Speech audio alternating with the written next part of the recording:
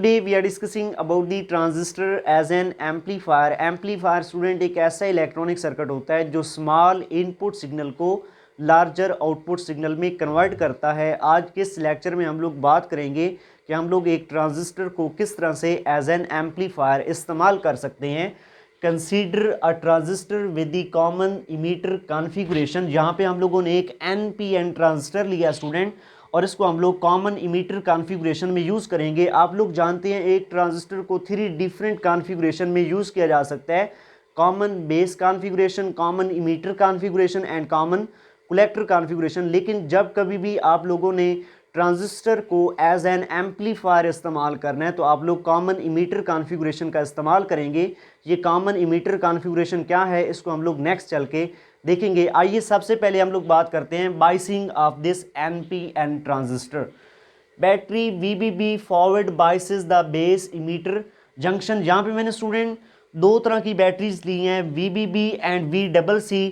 इन 2 batteries की मदद से हम लोग इस NPN ट्रांजिस्टर की बाइसिंग करेंगे। तो यहाँ पे मेरे पास जो बेस इमीटर जंक्शन है इसको मैं फॉरवर्ड बाइस करूँगा with the help of VBB। देखिए NPN ट्रांजिस्टर है, बेस इसका P मटेरियल से बना है और इमीटर इसका N मटेरियल से बना है। तो P टर्मिनल को यहाँ पे मैं कनेक्ट कर देता हूँ with the positive terminal of VBB और इमीटर जो कि N मटेरियल से बना है अगर इसको मैं कनेक्ट कर दूँ with the negative terminal of this battery VBB तो यहाँ पे हमारे पास बेस इमीटर जंक्शन जो है स्टूडेंट ये फॉरवर्ड बायस हो जाएगा। और यहाँ पे आप लोग नोट करें कि मैंने एक रजिस्टर भी लगाया है अक्रॉस द बेस टर्मिनल, तो इस रेजिस्टेंस को मैं नाम देता हूँ RB का बेस रजिस्टर का। Secondly VCC reverse biases the collector base junction. और यहाँ पे जो VCC बैटरी है ये कलेक्टर बेस जंक्शन को रिवर्स बाइस करेगी। किस तरह से, देखिए यहाँ पे कलेक्टर बना हुआ है N मटेरियल का, तो इसको मैं लगा देता हूँ। यहाँ पे रिवर्स बाइसिंग करनी है पॉजिटिव टर्मिनल ऑफ VCC के साथ और इसके नेगेटिव टर्मिनल पे आ जाएगा यहाँ पे इमीटर टर्मिनल। तो किस तरह से यहाँ पे हम लोग बोल सकते हैं कि कलेक्टर और बेस टर्मिनल जो है वो रिवर्स बाइस हो गया। तो इसको ज़रा गौर से देखें, इस NPN ट्रांजिस्टर का कलेक्टर टर्मिनल का जो कि N मटेरियल का बना हुआ है वो पॉजिटिव टर्मिनल ऑफ VCC के साथ कनेक्टेड है और बेस जो कि P मटेरियल का बना हुआ है वो पॉजिटिव टर्मिनल ऑफ VBB के साथ कनेक्टेड है। आप लोग जानते हैं during the biasing of a NPN transistor या एनी ट्रांजिस्टर VCC का वैल्यू हमेशा VBB से ग्रेटर होता है। अगर मैं बात करूं VCC का, यहाँ पे पोटेंशियल 10 वोल्ट है और VBB का पोटेंशियल सपोज कर लें 3 वोल्ट है। तो इसका मतलब ये हुआ कि इस NPN ट्रांजिस्टर का कलेक्टर टर्मिनल जो कि पॉजिटिव टर्मिनल ऑफ VCC पे है तो इसके अक्रॉस पोटेंशियल होगा यहाँ पे 10 वोल्ट और ये जो बेस है जो कि P मटेरियल का बना हुआ है ये पॉजिटिव टर्मिनल ऑफ VBB के साथ कनेक्टेड है। तो इसका यहाँ पे पोटेंशियल कितना होगा 3 वोल्ट। देखिए यहाँ पे कलेक्टर जो कि N मटेरियल का बना हुआ है उसका पोटेंशियल है 10 वोल्ट और बेस जो कि P मटेरियल का बना हुआ है उसका पोटेंशियल 3 वोल्ट है। मीन कलेक्टर का पोटेंशियल ग्रेटर है और वोल्ट का यहाँ पे बेस का पोटेंशियल कम है। कलेक्टर जो कि N मटेरियल का बना हुआ है मीन N हायर पोटेंशियल पे है और बेस जो कि P मटेरियल का बना हुआ है वो लोअर पोटेंशियल पे है। तो इट मीन्स दैट यहाँ पे कलेक्टर बेस जंक्शन जो है वो रिवर्स बायस्ड होगा। और सिमिलरली यहाँ पे मैंने कलेक्टर टर्मिनल के अक्रॉस एक रजिस्टर लगाया हुआ है जिसको मैं यहाँ पे RC से रिप्रेजेंट कर रहा हूँ। इसको आप लोग कलेक्टर रजिस्टर का नाम देते हैं। नेक्स्ट अगर हम लोग बात करें VBE and VCE are the input and output voltages respectively. यहाँ पे स्टूडेंट बेस इमीटर टर्मिनल के अक्रॉस जो पोटेंशियल ड्रॉप होगा, पोटेंशियल डिफरेंस होगा उसको VBE से रिप्रेजेंट करते हैं। कलेक्टर इमीटर टर्मिनल के अक्रॉस जो पोटेंशियल ड्रॉप होता है, जो पोटेंशियल डिफरेंस होता है उसको हम लोग VCE से रिप्रेजेंट करते हैं। इसी तरह से यहाँ पे ये बेस टर्मिनल है, ये इमीटर टर्मिनल है, तो इनके दरमियान में पोटेंशियल डिफरेंस VBE और ये कलेक्टर टर्मिनल है, ये इमीटर टर्मिनल है, तो इनके दरमियान में पोटेंशियल डिफरेंस यहाँ पे VCE होगा। स्टूडेंट याद रखें ये जो है हमारे पास बेस इमीटर टर्मिनल ये जो जंक्शन बन रहा है इसको हम लोग इनपुट लूप का नाम देंगे, इसको कलेक्टर इमीटर को हम लोग आउटपुट लूप का नाम देंगे। ये बेस इमीटर टर्मिनल के अक्रॉस हम लोग इनपुट सप्लाई करेंगे जिसको हम लोग एम्पलीफाई करना चाह रहे हैं और यहाँ पे कलेक्टर इमीटर टर्मिनल के अक्रॉस हम लोग वो सिग्नल रिसीव करेंगे, कलेक्ट करेंगे जो एम्पलीफाई करेगा ये वाला ट्रांजिस्टर।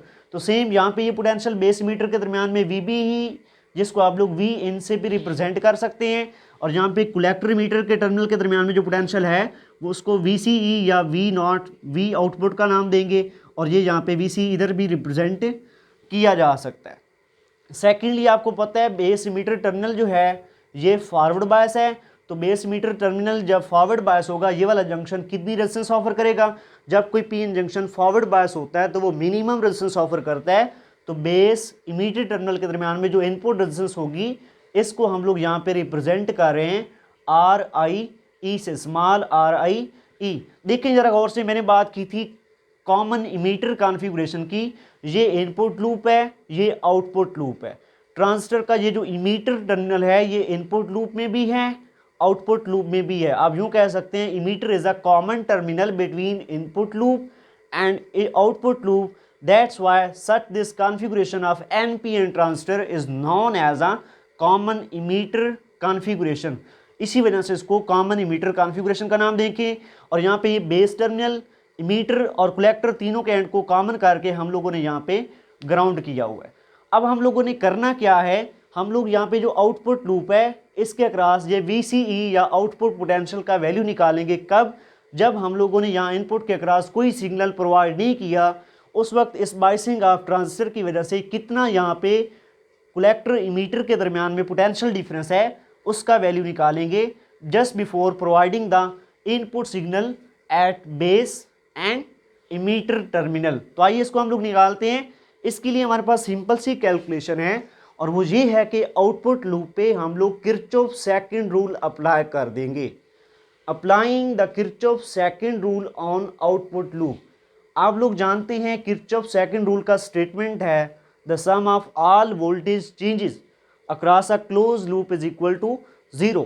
तो ये यहाँ पे इंप्लीमेंट करते हैं। देखिए जरा गौर से, हम लोगों ने स्टार्ट किया student from the negative terminal of VCC and जा रहे हैं toward the positive terminal of VCC। जब हम लोग नेगेटिव से पॉजिटिव की तरफ जाएंगे, मीन लोअर से हायर पोटेंशियल की तरफ जाएंगे, तो एनर्जी में गेन आता है। जो पोटेंशियल डिफरेंस होगा, पोटेंशियल गेन होगा, कितना होगा?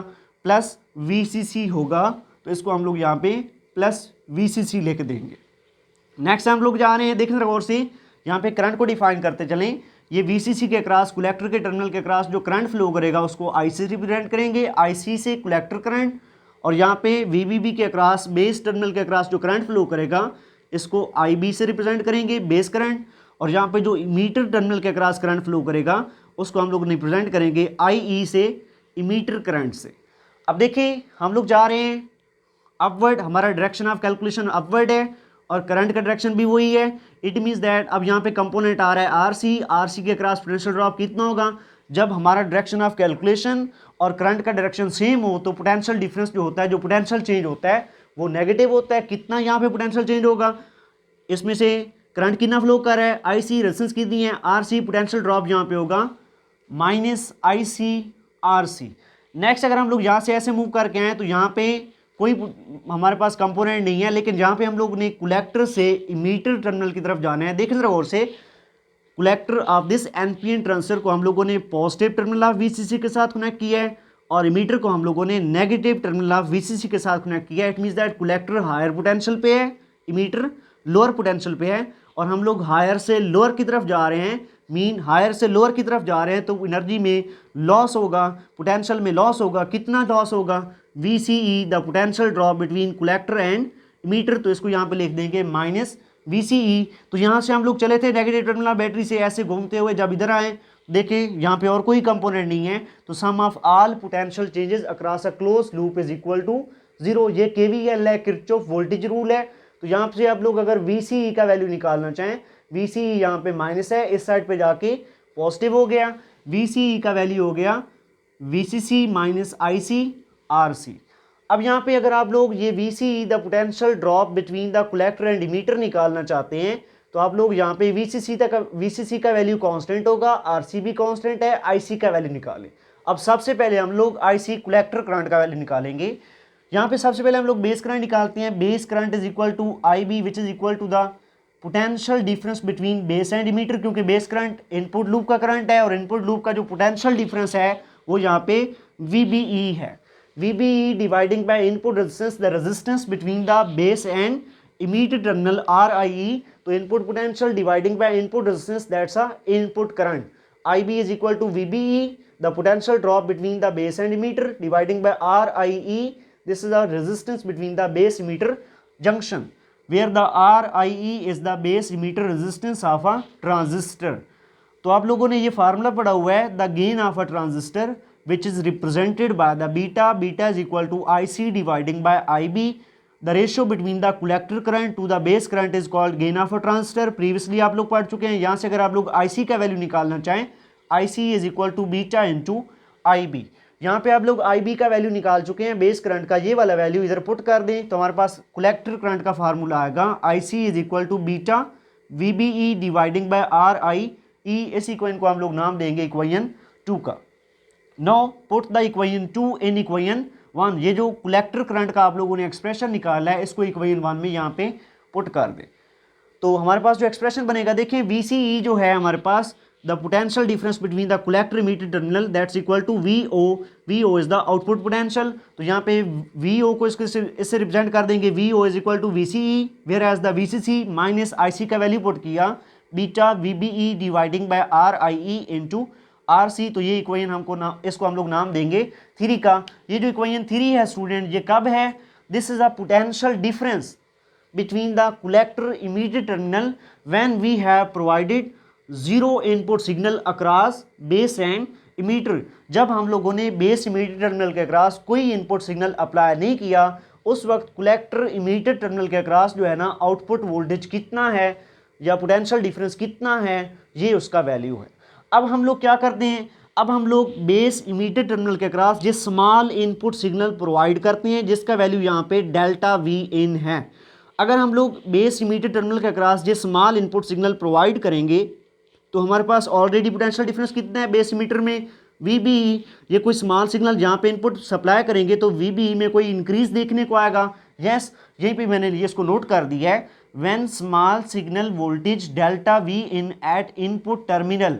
जब इनपुट टर्मिनल पे डेल्टा Vin हम लोग प्रोवाइड करेंगे, input voltage changes from VBE to VBE plus delta Vin। तो इनपुट पे जो हमारे पास वोल्टेज था VBE, जब इनपुट सिग्नल डेल्टा Vin जहाँ पे अप्लाई करेंगे तो VBE में कुछ चेंज आएगा, VB में Vin क्या हो जाएगा, ऐड हो जाएगा। VB था पहले potential difference between base and meter, अब वो किस में चेंज होगा, VBE plus delta Vin। Delta Vin जो हम लोगों ने सिग्नल अप्लाई किया है और ये इनपुट सिग्नल में ऐड हो जाएगा। आप यूँ कह सकते हैं input terminal base and emitter पे जो पोटेंशियल डिफरेंस है उसमें हमें इंक्रीज देखने को मिलेगा। Then this causes little change in base current. इसकी वजह से जब देखें आप लोग बेस टर्मिनल के अक्रॉस पोटेंशियल डिफरेंस बढ़ा है तो आप लोग देखें बेस करंट का formula, potential difference base and emitter के दरमियान में अगर इंक्रीज हुआ है तो आप लोग देखें इस फार्मूले से बेस करंट जो है ना वो डायरेक्टली डिपेंड कर रहा है the potential difference between base and emitter. अगर बेस एंड इमीटर के दरमियान जो है ना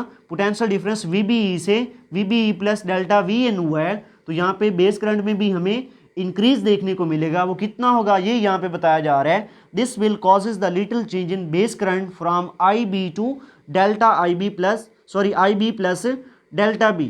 अगर बेस इमीटर टर्मिनल के अक्रॉस पोटेंशियल डिफरेंस इंक्रीज होगा तो हमारे पास इनपुट लूप का जो करंट है बेस करंट उसमें भी इंक्रीज आएगा। वो कैसा होगा, IB से IB प्लस डेल्टा IB हो जाएगा, due to which the collector current changes. अब देखें इस फार्मूले को, तो यहाँ पे कलेक्टर करंट जो है वो डायरेक्टली डिपेंड कर रहा है बेस करंट पे। अगर इनपुट पोटेंशियल इंक्रीज हुआ है तो बेस करंट बढ़ेगा, बेस करंट बढ़ेगा तो according to this expression collector current भी बढ़ेगा। कलेक्टर करंट भी कैसा चेंज होगा, due to which collector current IC changes to IC plus delta IC। Base current IB से IB प्लस डेल्टा IB हुआ तो इसकी वजह से कलेक्टर करंट में भी इंक्रीज देखने को मिला। As the result, output voltage V0 changes to V0 plus delta V0। जब कलेक्टर करंट में हमें इंक्रीज देखने को मिलेगा, आप इस इक्वेशन 1 को देखें, IC में इंक्रीज आएगा तो यहाँ पे हमारे पास potential drop across RC increase होगा। अगर RC के अक्रॉस पोटेंशियल ड्रॉप इंक्रीज होगा तो यहाँ पे VCC से कुछ कम ज़्यादा माइनस होगा। जब VCC में से कुछ ज़्यादा माइनस होगा तो VCE जो है इसमें हमें डिक्रीज देखने को मिलेगा। या फिर आप यूँ कहें कि जब IC का वैल्यू बढ़ेगा, IC जो है बढ़ेगा तो RC के अक्रॉस पोटेंशियल ड्रॉप बढ़ेगा, पोटेंशियल ड्रॉप बढ़ेगा तो जो आउटपुट पोटेंशियल है VCE उसमें भी हमें कोई इंक्रीज देखने को मिलेगा। और वो कितना होगा, V0 चेंज हो जाएगा, आउटपुट पोटेंशियल जो है वो चेंज हो जाएगा किस में, V0 plus delta V N में।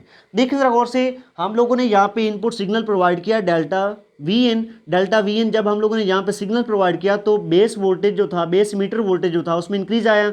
बेस मीटर वोल्टेज में यहाँ पे इंक्रीज आया, V B E plus delta V in हुआ तो बेस करंट चेंज हुआ, बेस करंट बढ़ा तो कलेक्टर करंट बढ़ा, कलेक्टर करंट बढ़ा तो आरसी के अक्रॉस पोटेंशियल ड्रॉप बढ़ा, आरसी के अक्रॉस पोटेंशियल ड्रॉप बढ़ा तो कलेक्टर मीटर के दरमियान में आउटपुट वोल्टेज में भी इंक्रीज आया, कितना, V not plus delta V not.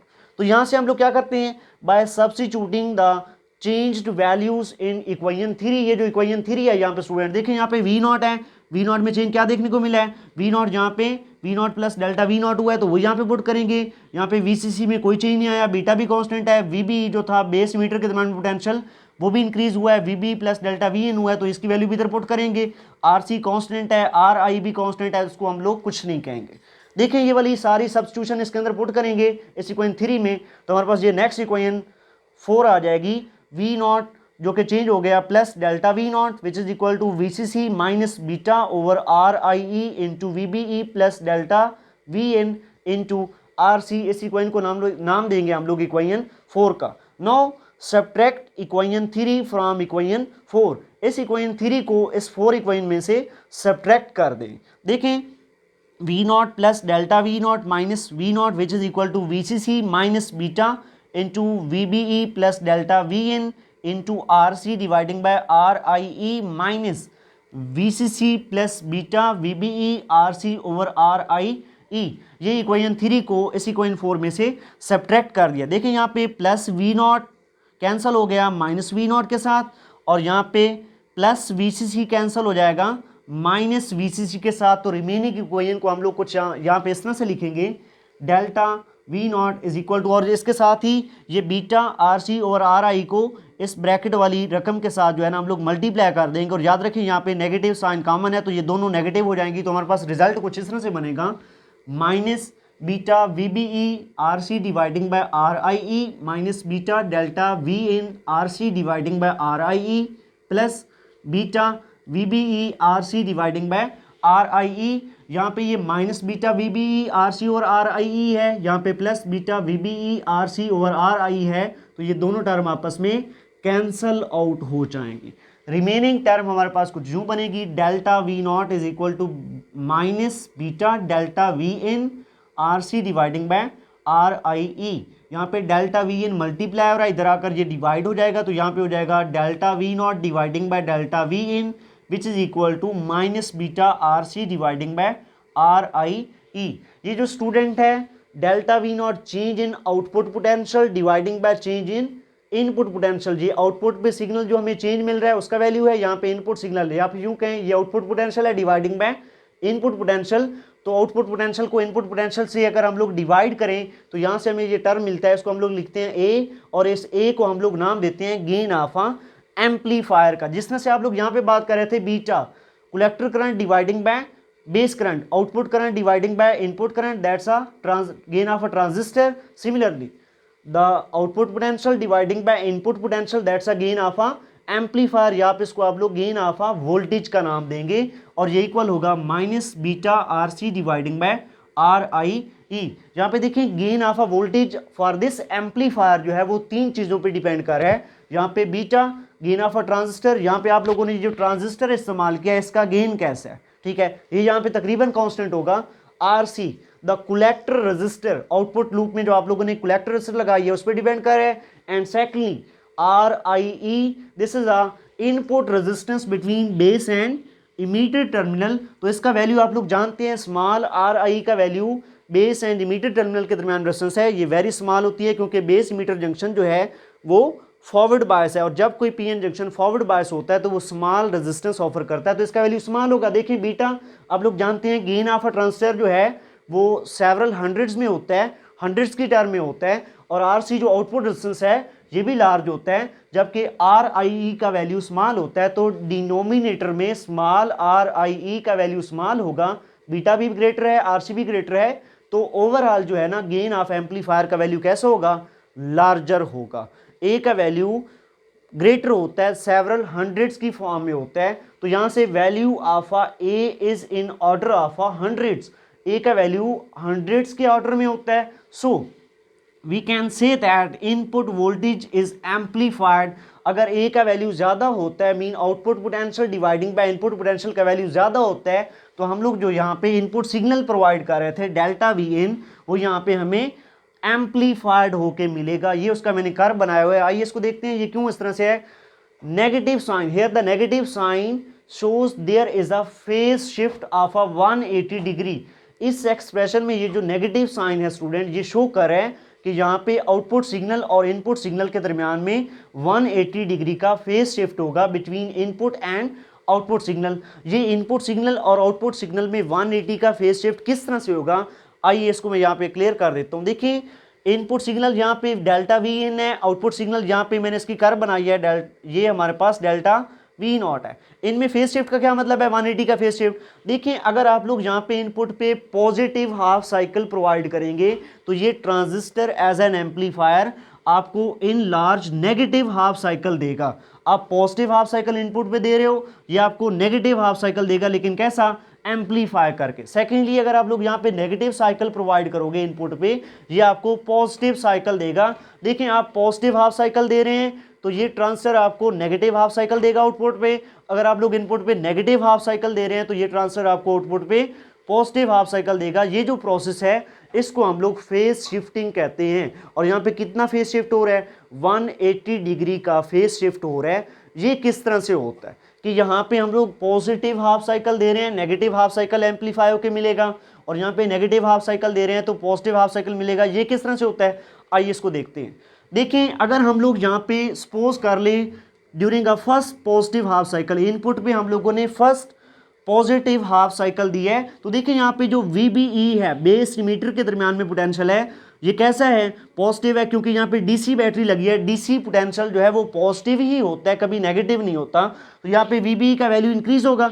अगर आप लोग यहाँ पे पॉजिटिव हाफ साइकिल प्रोवाइड करते हो इनपुट पे तो आपके पास VBE का वैल्यू इंक्रीज होगा। अगर VBE इंक्रीज होगा, VBE की वैल्यू इंक्रीज होने से आप लोग जानते हैं बेस करंट बढ़ेगा, बेस करंट के बढ़ने से कलेक्टर करंट बढ़ेगा, कलेक्टर करंट के बढ़ने से IC के बढ़ने से RC के अक्रॉस जो पोटेंशियल ड्रॉप है वो बढ़ेगा। जब RC के across potential drop IC RC बढ़ेगा तो VCC में से कुछ ज़्यादा माइनस होगा, तो VC का वैल्यू कम हो जाएगा। यही बात है, आपने पॉजिटिव हाफ साइकिल दिया, VBE का वैल्यू बढ़ा, VB बढ़ा तो IB बढ़ा, IB बढ़ा तो IC बढ़ा, IC की वैल्यू बढ़ने से RC के अक्रॉस पोटेंशियल ड्रॉप बढ़ा, RC के अक्रॉस पोटेंशियल ड्रॉप बढ़ा तो IC RC का वैल्यू जब बढ़ा तो VCC में से कुछ ज़्यादा माइनस होगा तो VCE का वैल्यू कम हुआ। सेम आपने पॉजिटिव हाफ साइकिल दिया तो VCE का वैल्यू कम हुआ, तो यहाँ पे आपको कम हुआ मीन नेगेटिव में आपको कोई वैल्यू मिली। आपने VBE के साथ पॉजिटिव हाफ साइकिल प्रोवाइड किया तो IB बढ़ा, IB के साथ IC बढ़ा, IC की वजह से RC के अक्रॉस पोटेंशियल ड्रॉप बढ़ा, RC के अक्रॉस पोटेंशियल ड्रॉप बढ़ने से according to this expression IC का वैल्यू बढ़ा है, IC RC potential drop across RC बढ़ा तो VCC में से कुछ ज़्यादा माइनस होगा, तो VCE आउटपुट पोटेंशियल का वैल्यू कम होगा। मीन आपने पॉजिटिव हाफ साइकिल दिया तो VCE का वैल्यू कम होना है, तो ये यहाँ पे नेगेटिव में कम हो गया, नेगेटिव में बढ़ गया। सेम जब आप लोगों ने नेगेटिव हाफ साइकिल प्रोवाइड किया, यहाँ पे VBE का वैल्यू इंडिविजुअली तौर पे डिक्रीज करेगा, VBE का वैल्यू डिक्रीज करेगा तो IB डिक्रीज करेगा, IB डिक्रीज करेगा तो IC डिक्रीज करेगा, IC डिक्रीज करेगा तो RC के अक्रॉस पोटेंशियल ड्रॉप कम होगा। अगर RC के अक्रॉस पोटेंशियल ड्रॉप कम होगा तो IC RC का वैल्यू कम होगा, तो VCC में से कुछ कम माइनस होगा तो मीन VCE का वैल्यू बढ़ेगा। यस, यहाँ आप लोगों ने नेगेटिव साइकिल दिया तो VCE का वैल्यू बढ़ना है तो ये पॉजिटिव में बढ़ गया। तो इस तरह से आप लोग अगर नेगेटिव हाफ साइकिल दोगे तो आपको पॉजिटिव हाफ साइकिल मिलेगा, पॉजिटिव हाफ साइकिल इनपुट पे दोगे तो आपको नेगेटिव हाफ साइकिल मिलेगा। ये हमारे पास जो है ना फेज शिफ्टिंग का प्रोसेस है जो कि transistor as an amplifier perform करता है। आप लोग यहाँ पे इनपुट के अक्रॉस जो भी स्मॉल सिग्नल, स्मॉल वोल्टेज जो भी सिग्नल प्रोवाइड करोगे, ट्रांजिस्टर एज एन एम्पलीफायर इसको एम्पलीफायर करके आउटपुट पे विद दी 180 फेज शिफ्ट यहाँ पे इनलार्ज कर देगा, एम्पलीफाई कर देगा। ये डिफरेंट जितने भी इलेक्ट्रॉनिक सर्किट्स हैं जहाँ पे हमें इनपुट सिग्नल को लार्जर आउटपुट सिग्नल में कन्वर्ट करना होता है, वहाँ पे हम लोग transistor as a common emitter configuration को यूज़ करते हुए एम्पलीफिकेशन का ये वाला प्रोसेस परफॉर्म करवाते हैं। ये था हमारा आज का लेक्चर जो कि था ट्रांजिस्टर एज एन एम्पलीफायर।